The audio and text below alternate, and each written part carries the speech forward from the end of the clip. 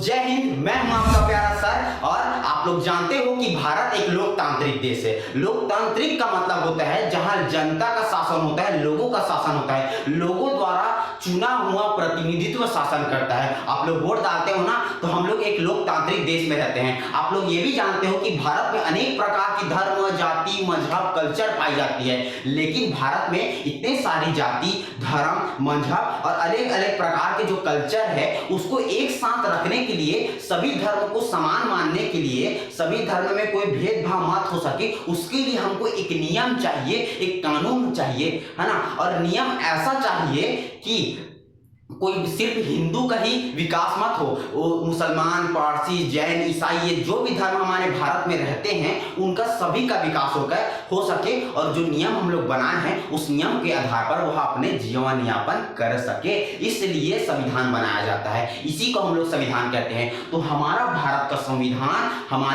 संविधान दुनिया का सबसे बड़ा लिखित संविधान है, क्योंकि हमारे भारत का जब संविधान लिखा गया था उससे पहले 60 देशों के संविधानों का अध्ययन करके हमारे संविधान को लिखित रूप लिखा गया, है ना। 60 देशों का अध्ययन किया गया था, इसीलिए हमारे संविधान को, हमारे भारत को उधारी का थैला कहा गया है, क्योंकि 60 देशों के संविधान का अध्ययन किया गया था। आप समझ सकते हो। लेकिन हमारा संविधान को बनाने वाले जो थे उनका नाम था डॉक्टर भीमराव अम्बेडकर जी। उनका मैं तो बहुत बड़ा नमन करता हूँ, जिन्होंने हमारा भारत का संविधान का स्ट्रक्चर इतना अच्छा दिया था, है ना।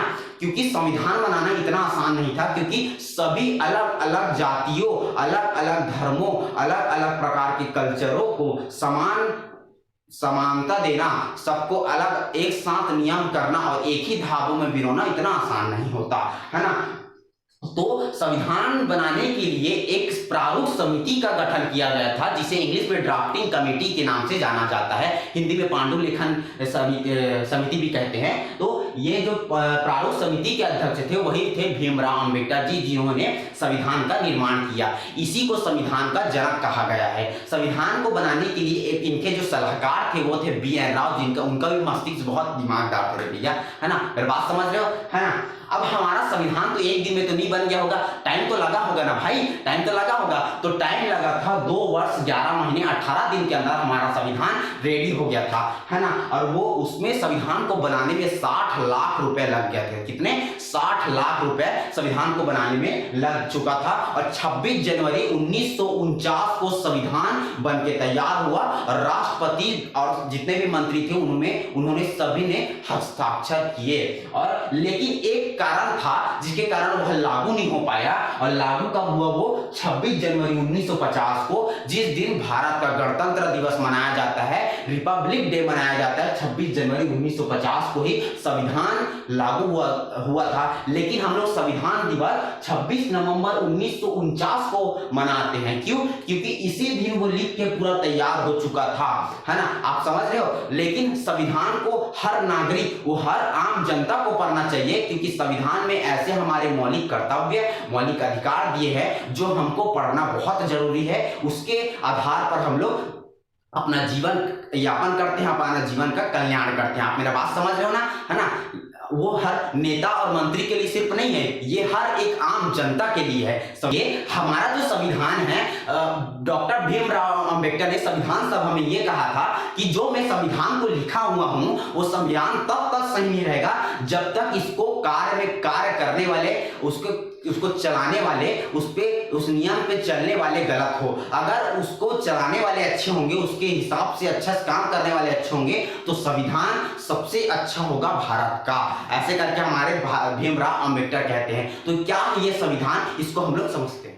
देखिए, किसी भी देश का संविधान हो या चाहे भारत का संविधान हो, संविधान ये बताता है कि वहां के लोग किस नियम और कानून के आधार पर अपना जीवन यापन करें। और अगर वो नियम और नियमों का उल्लंघन करता है, संविधान के नियमों का उल्लंघन करता है, तो याद रखना, उल्लंघन पे किसको कितना मारना है, कितना पीटना है, उसका भी एक नियम बनाया गया है। अगर वो संविधान के नियमों का उल्लंघन करेगा तो IPC का निर्माण किया गया है। IPC जिसे इंडियन पैनल कोड कहा जाता है ना। तो आप मेरी बात समझे कि अगर आप लोग अनुच्छेद मतलब भारत के संविधान के नियमों का उल्लंघन करते हो तो आप पे IPC कौन से कितना मारना है, कौन से नियम को तोड़ने पर कितना मारना है, वो आप पर IPC के तहत लगाया जाता है ना। भारत को संविधान इतना बनाने में तो इतना आसानी नहीं हुआ होगा, बहुत सारी कठिनाइयां आई होगी, आपके मन में आना ही चाहिए वो चीज। तो जो भारत का संविधान में जो कठिनाइयां आई, अब भारत के संविधान को बनाने में का जो इतिहास है उसको समझना एक अलग टॉपिक है। तो उस अलग टॉपिक को मैं अलग से वीडियो में आपको बना दूंगा, तुरंत आप लोग देख लेना जाके, ठीक है। तो देखो, सबसे पहले हमको समझना पड़ेगा संविधान है क्या। संविधान के फ्रंट पेज पर सबसे पहले आपको अनुसूचियां मिलेगी, जिसे शेड्यूल के नाम से जाना जाता है। अभी अनुसूचियां क्या होती है मैं आपको इसी वीडियो में लास्ट में बताऊंगा, आप लोग बने रहना इस वीडियो में, ठीक है। लास्ट में बनाऊंगा अनुसूची। देखो, उसके बाद जो आता है भाग। अब ये भाग क्या होता है, किसी भी बुक में अध्याय होता है ना, अध्याय कितना अध्याय, 14 अध्याय, 15 अध्याय, उसी तरह से इसमें अध्याय नाम बोलकर भाग बोला जाता है। और इसमें कुल 22 अध्याय है। कितना? 22 अध्याय है। अब देखो, हर लेसन, जैसे कि मान लीजिए कोई भी बुक का पहला लेसन में लिखा तो होता है ना, कुछ कुछ लेसन में जो भी लेसन होता है, नाम होता है उसका, उस लेसन के आधार पर बहुत सारी चीजें लिखी होती है। तो मान लीजिए भाग 1 में कुछ लिखा हुआ है, लेकिन हमेशा याद रखना हर भाग में पॉइंट पॉइंट में लिखा होता है। क्या? हर भाग में कुछ कुछ पॉइंट, कुछ कुछ नियमों को पॉइंट पॉइंट में लिखा जाता है। उसी पॉइंट पॉइंट में लिखने को हम लोग अनुच्छेद कहते हैं। क्या कहते हैं? अनुच्छेद कहते हैं, अनुच्छेद कहते हैं, है ना। इंग्लिश में इसको आर्टिकल कहा जाता है। तो कुल मिला के 22 भागों में पॉइंट पॉइंट में सब चीज लिखा हुआ है। तो कुल मिला के 395 अनुच्छेद है, 395 अनुच्छेद है कुल मिला के। तो आपको इतना सारा चीज समझना है, आप टेंशन मत लेना, ये बड़ी बात नहीं। 395 अभी मैं आपको याद करवा दूंगा। आज हम लोग फर्स्ट भाग, पहला भाग को समझने वाले। देखिए, जो हमारा संविधान है उसमें अध्याय नंबर 1, अध्याय को हम लोग भाग कहते हैं, अध्याय को हम लोग क्या कहते हैं? भाग कहते हैं। तो भाग नंबर 1 कहता है संघ एवं राज्य क्षेत्र, ये इस अध्याय का नाम है। आप लोग समझ गए, संघ एवं राज्य का क्षेत्र। मैं आपको बताया था कि भाग, हर भाग में कुछ कुछ पॉइंट लिखा होता है, उस पॉइंट को हम लोग क्या कहते हैं? अनुच्छेद कहते हैं। तो भाग नंबर 1 में 4 अनुच्छेद दिए गए हैं। पहला अनुच्छेद क्या कहता है कि इंडिया भारत है। इंडिया क्या है? भारत है ना। बहुत लोग बोलते हैं कि अभी इंडिया क्यों बोल रहे हैं भाई, अंग्रेज लोग तो चले गए हैं, अंग्रेज लोग तो चले गए हैं, इसको इंडिया इंडिया नहीं बोल रहे हैं, भारती के नाम से जाना जाता है। क्योंकि हम लोग भारत माता की जय बोलते हैं, भारत रत्न मिलता है, भारत, हर चीज भारत के नाम से चलता है, तो इंडिया रखने का क्या जरूरत है करके, है ना। तो कोर्ट में ये सब केस वेस हो चुका था, लेकिन एक कोर्ट केस को हटा दिया गया, हटा सारा रहन दो, जो भी दिया भीमराव अम्बेडकर लिख के चले गए तो रहन दो, ऐसे करके क्या मतलब उससे, है ना। तो ये क्या बोला कि भारत राज्यों का संघ है। अब ये संघ क्या होता है? संघ का जो इंग्लिश होता है वो 2 प्रकार से होता है, एक होता है यूनियन, अब एक होता है फेडरेशन। तो हमारा जो राज्यों का, हमारा जो भारत है, जो यूनियन है कि फेडरेशन है, ये सोचने में पड़ गया आदमी। तो मैं आपको बताता हूं कि हमारा भारत फेडरेशन नहीं है। अभी फेडरेशन क्या होता है आप समझिए। तो देखो, हर एक देश होता है वो राज्यों के समूह से बनता है ना, राज्यों के समूह से बनता है कि नहीं। तो मान लीजिए कि कोई देश बना है राज्यों के समूह से, तो राज्यों के जो समूह से बना हुआ है, तो राज्य कभी, अगर मान लीजिए वो राज्य चाहता है कि हम उन देश से नहीं रहना चाहते, हम अलग रहना चाहते हैं, ऐसे करके हमारा अलग झंडा होगा, हमारा अलग कल्चर होगा, हमारा अलग नाम होगा, ऐसे करके, तो ऐसा टाइप का वो सोचेगा, तो वो तो फिर फेडरेशन कहलाता है। वही क्या कहलाता है? फेडरेशन कहलाता है कि किसी भी देश का, किसी भी देश के जो राज्य है वो कभी भी अलग हो सकते हैं, क्योंकि वो एक समझौता पर बंधे रहते हैं। जब हमारा मन करेगा हम अलग हो जाएंगे रे भैया, से करके। तो हमारा देश फेडरेशन नहीं है, हमारा जो भारत है एक यूनियन है। इसमें जितने भी राज्य है, इसमें जितने भी कंट्री है, वो कभी अलग नहीं हो सकते, ना उनमें कोई समझौता किया गया है और ना ही कभी अलग हो सकते हैं। जो हमारा जम्मू कश्मीर था वो अलग होना चाहता था, हम अलग देश का मांग कर रहा था जम्मू कश्मीर, लेकिन क्या मिला उसको? अलग देश नहीं मिल सकता, क्योंकि उसको समझाओ ना भाई, उसको समझाओ हमारा भारत यूनियन है। हमारा भारत क्या है? हमारा भारत एक राज्यों का यूनियन, ये कभी टूट नहीं सकता, ये कभी अलग हो ही नहीं सकता। उसके बाद दूसरा अनुच्छेद में भीमराव अम्बेडकर ने क्या कह दिया? अब हमारा भारत का जो राज्य है वो कभी तो टूट ही नहीं सकता, है ना, वो तो कभी टूटेगा नहीं। लेकिन मान ले भविष्य में कोई राज्य हमारे साथ मिलना चाहेगा, हमारे साथ मिलेगा, तो हम लोग क्या करेंगे? करेंगे, मिला नहीं पाएंगे क्या? हाँ मिलाएंगे मिलाएंगे।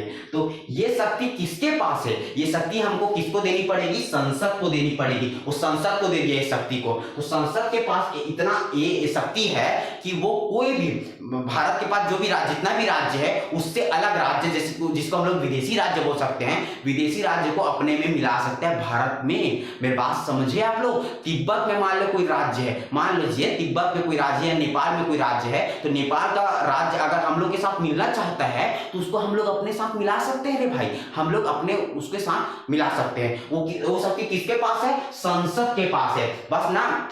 और राष्ट्रपति भी इस पे कोई हस्तक्षेप नहीं कर सकता, ये नियम है। राष्ट्रपति सिर्फ अनुच्छेद 2 का जो नियम संसद को मिला है, संसद का जो पावर मिला है, उसको हस्तक्षेप नहीं कर सकता राष्ट्रपति।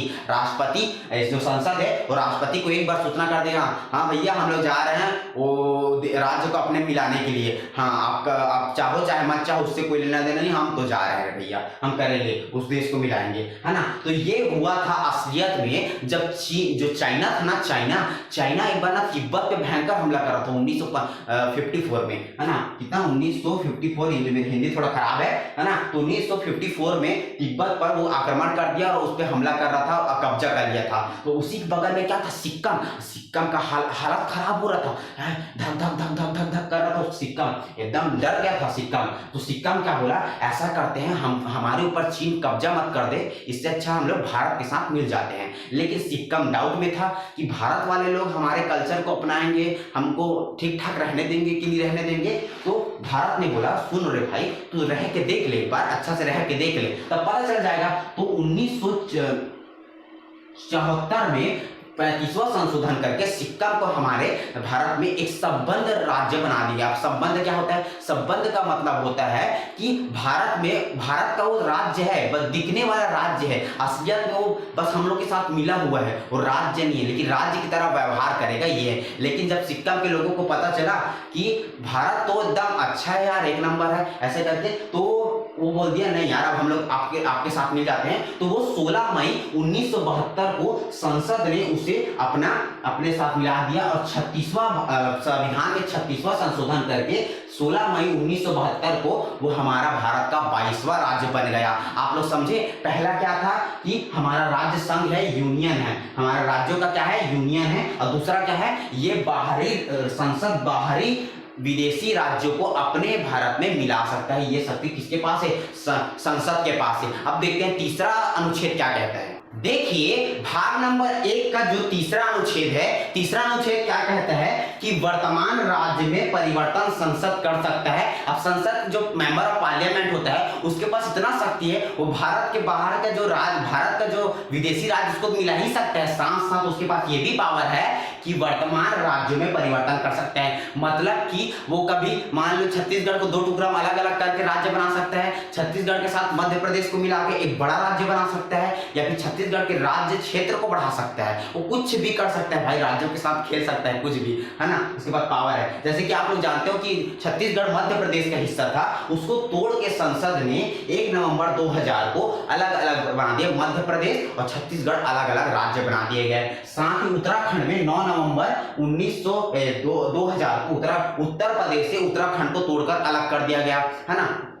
और झारखंड को 15 नवंबर 2000 को बिहार से अलग करके अलग बना दिया गया। तो ये पावर किसके पास है? संसद के पास निहित रहेगी। और अनुच्छेद 4 ये कहता है कि राष्ट्रपति इसमें कोई हस्तक्षेप नहीं करेगा, लेकिन साधारण बहुमत से इसको मतलब त्यागा जा सकता है, लेकिन राष्ट्रपति इसको नहीं कर सकता। अनुच्छेद 2 और अनुच्छेद 3 जो है वो संसद उसको कर सकता है, लेकिन उसमें राष्ट्रपति कोई हस्तक्षेप नहीं करेगा। अब हम लोग समझते हैं, आपको समझ आया कि नहीं भाग नंबर 1? कमेंट जरूर करना, क्योंकि बहुत आसान था। अब हम लोग समझते हैं कि ये अनुसूचियां क्या होती है। जो भारत का संविधान है उसमें पहला जो पेज है वो अनुसूचियां भराई हुई है। इसमें कुल हमारे भारत में, है ना, हमारे भारत में अभी पहले 8 अनुसूचियां होती थी हमारे भारत के संविधान में, अभी 12 अनुसूचियां है। ये हमारे भारत के संविधान में कुल 12 अनुसूचियां थी, 12 अनुसूचियां है और पहले 8 अनुसूचियां थी। देखो